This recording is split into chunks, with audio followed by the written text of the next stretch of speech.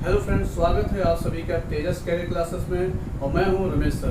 पिछली वीडियो मैंने आपको बताया था कि कैसे परसेंटेज में हम लोग बिना किसी फार्मूले के सवालों को हल कर सकते हैं। इस बार मैं एक नई वीडियो लेके आया हूं और इस वीडियो में हम लोग जानेंगे कि सिंपल इंटरेस्ट साधारण ब्याज के जो सवाल हैं उन्हें हम कैसे बिना किसी फार्मूले के सिर्फ 2 सेकंड में हल कर सकते हैं।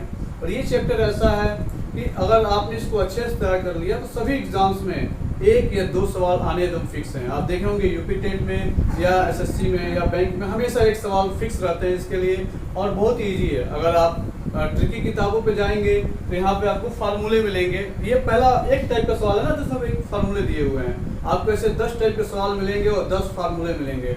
आप एग्जाम में उतना उसको याद नहीं रख सकते, बहुत मुश्किल काम होता है क्योंकि एग्जाम में खुद इतना प्रेशर होता है कि आप सवालों को और फार्मूलों को याद नहीं कर सकते। मैं आपको बताऊंगा कि कैसे इन सवालों को बिना फार्मूले के, इन किसी भी फार्मूलों को हमको यूज नहीं करना पड़ेगा, बिना किसी फार्मूले के आप हल कर सकते हैं। आइए हम लोग स्टार्ट करते हैं। ये साधारण ब्याज पहले हमको जानना जरूरी है कि सिंपल इंटरेस्ट होता है क्या है। सिंपल इंटरेस्ट में क्या होता है कि जो ब्याज होता है उस ब्याज पे भी हमको ब्याज नहीं देना होता है। जैसे हमारा मूलधन अगर हम 100 रुपये है और 10% अगर ब्याज है तो क्या हो गया, एक साल में 110 रुपये हो गया।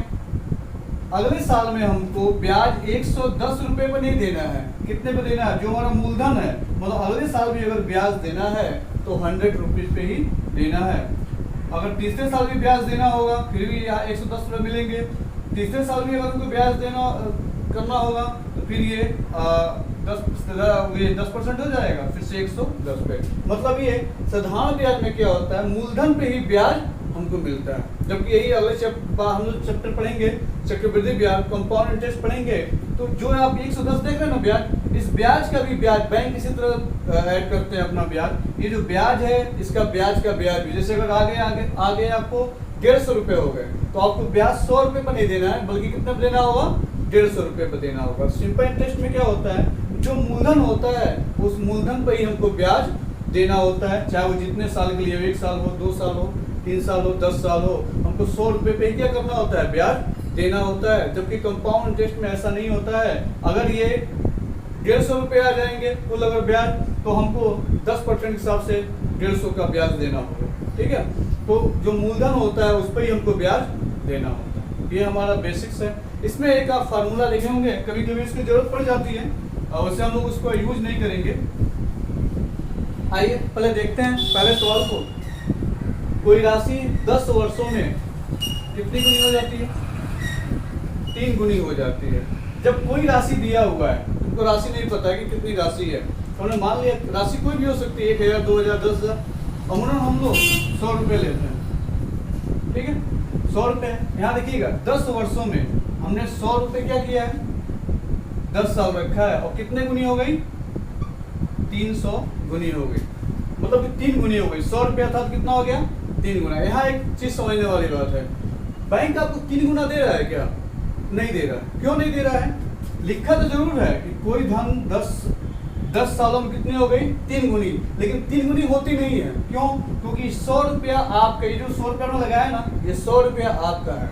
मतलब ये कि बैंक आपको दे कितना रहा है, अपने पास से कितना दे रहा है, सिर्फ 200 रुपये। कितने सालों में? 10 सालों में दे रहा है। कितना हो गया, दर पूछ रहा है, तो दर कितनी है, ये 20% की। कितनी दर है? 20% की। यहाँ बेसिक देखिएगा, बेसिक क्या कहता है, कोई धन है 10 साल हम लोग रखे, 3 गुना हो गया। जैसे देखो बैंकों में होता है ना कि 8 साल में धन दुगना हो जाएगा, लेकिन धन दुगना नहीं होता है। क्यों?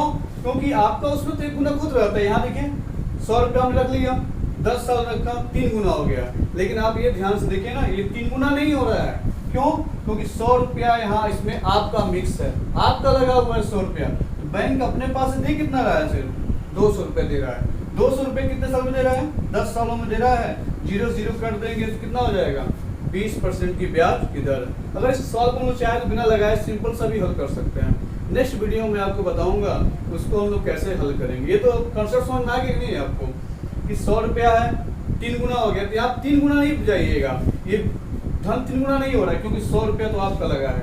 कितना गुना हो रहा है, अपने पास से बैंक कितना दे रहा है, तो एक मेरा बेसिक से यहीं पे है, बैंक अपने पास से कितना दे रहा है, 200 दे रहा है कितने सालों में, 10 सालों में, तो मैंने यहाँ पे 20% निकाल दिया।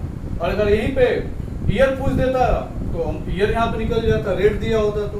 ठीक है, आइए हम लोग दूसरा सवाल देखते हैं। इन सवालों को समझिएगा, नहीं आएगा तो मुझे कमेंट करके बताइएगा, मैं फिर से दोबारा आपको जरूर समझाने का प्रयास करूंगा।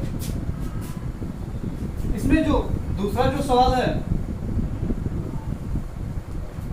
उसको हम लोग देखते हैं। कोई धनराशि, देखिए एकदम वही सवाल है, कोई धनराशि 12 वर्षों में 9 गुनी हो जाती है। हमको बस यहाँ ध्यान देना है, यहाँ रेट पूछ रहा है। ठीक है, आइए हम लोग इसको लगा के देखते हैं कैसे लगता है। कोई धनराशि, हमने मान लिया कि धनराशि हमारी क्या हो गई, 100 रुपये हो गई। ध्यान दीजिएगा 12 वर्षों में, कितने सालों में, 12, ऐसे आप लगाइएगा, कोई फॉर्मूला नहीं। 12 साल में कितनी हो गई, 9 गुनी, मतलब 100 रुपया है तो 9 गुनी कितनी हो जाएगी, 900 हो गई। ये तो क्लियर है आपको कि 9 गुनी हो गई। अब हमको क्या करना है, बैंक अपने पास से 9 गुना नहीं दे रहा है। क्यों नहीं दे रहा है, 100 रुपया आपका लगा हुआ है इसमें, 100 रुपया क्या लगा हुआ है, आपका लगा हुआ है। तो बैंक आपको दे कितना रहा है अपने पास से, सिर्फ 800 दे रहा है। कितना दे रहा है, 800। कितने साल में, 12 सालों में। यहाँ हम डिवाइड कर देते हैं 4 से, 4 3 हो गया। यहाँ पे हम करेंगे फोर्स करेंगे तो क्या होगा, 200/3, और 200/3 का आप यहाँ पे डिवाइड भाग दे दीजिए। यहाँ पे 3 छके 18, 2 20, 3 छके 18, 2, मतलब ये यहाँ पे क्या हो गया। पहले तो क्या करते हैं, जिससे भाग दे रहे हैं पहले उसको लिख लीजिए। ठीक है, फिर जो ऊपर वाला है इसको यहाँ पे लिख लेते हैं, जो शेष बच गया है उसको यहाँ पे। मतलब ये कि बैंक की जो ब्याज दर है वो क्या है, 66 सही 2/3%। मतलब हमारा ये वाला जो ऑप्शन है क्या है, सही है। पहले वाले में जो सवाल था वो ये 20% सही था। ठीक है, अब एक बार फिर से समझ लेते हैं हम लोग सवाल क्या कर रहा है, क्योंकि जब तक आप समझेंगे नहीं कॉन्सेप्ट तब तक आपको नहीं आएगा। क्योंकि अगला जो टाइप के जो सवाल मैं लाऊंगा वो एकदम फिक्स रहता है। यूपी टेट में मैं आपको बताऊंगा भी, वो जरूर आता है, एकदम फिक्स है वो सवाल, पिछले 4 सालों से लगातार आ रहा है।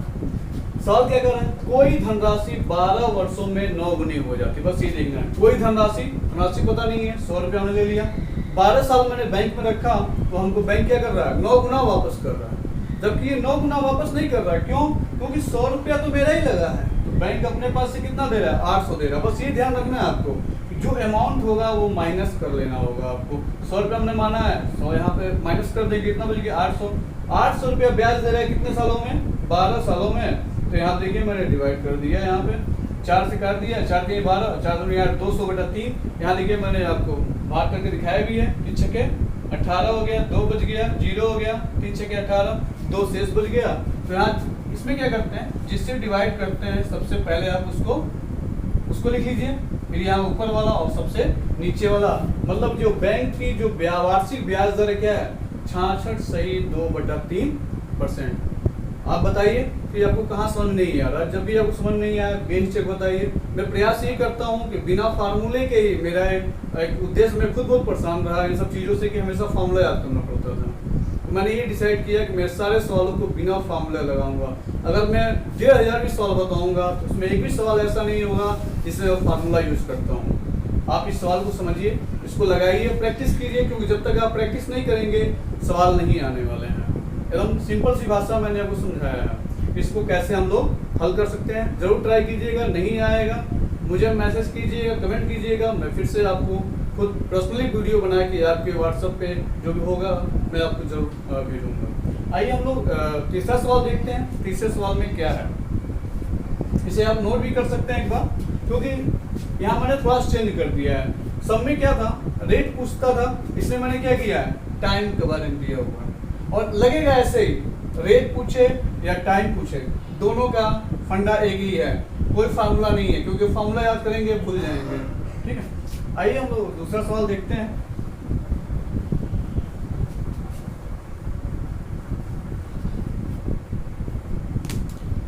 हमारा जो तीसरा सवाल है वो क्या है, एक धनराशि इतने वार्षिक ब्याज की दर से, इसने क्या किया, दर दे दिया है।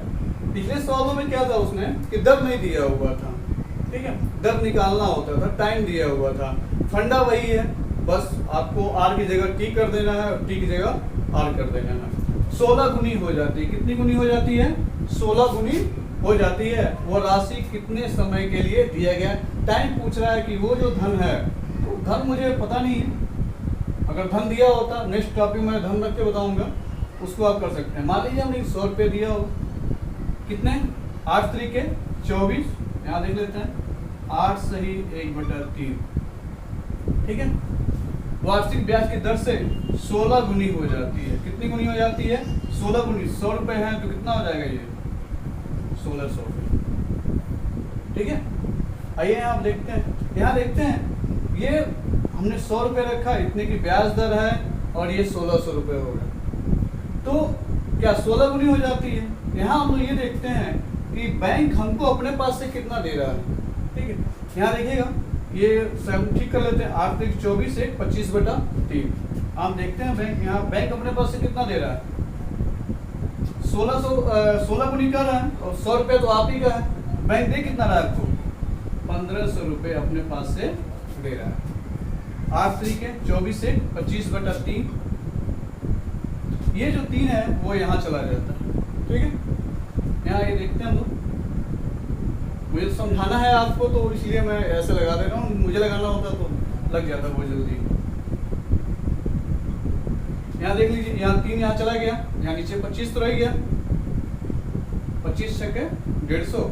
यहाँ देखिए 25 छक्के कितना हो गया? 150। और यहाँ देखिए क्या हो गया? 60 और 3 बच गया, 6 तरीके 18, 180, ठीक है। मतलब कि ये जो धन है 180 सालों के लिए दिया गया है, कि जो 100 रुपया अगर इतने ब्याज की दर से दिया जाएगा इतना हो जाएगा।